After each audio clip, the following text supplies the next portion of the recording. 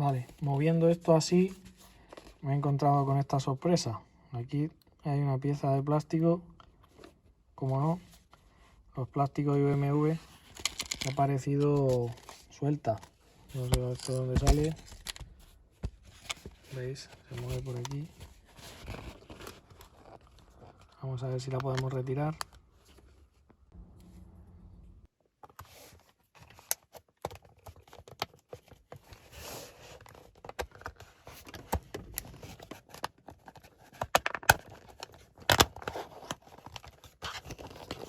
Atención a lo que sale de aquí dentro. Ojo. Bueno, ya por lo menos abre. Hemos solucionado un problema.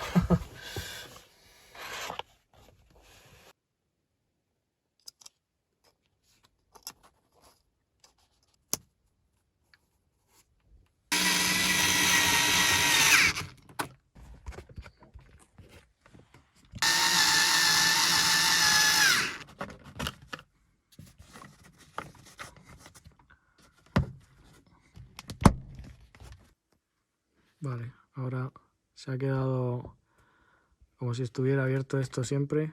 Dais cuenta que al girar el visor ya se enciende sin abrir esta tapa. Cuando no debería de ser así, como por ejemplo aquí. Veis que aunque hagamos así no se enciende.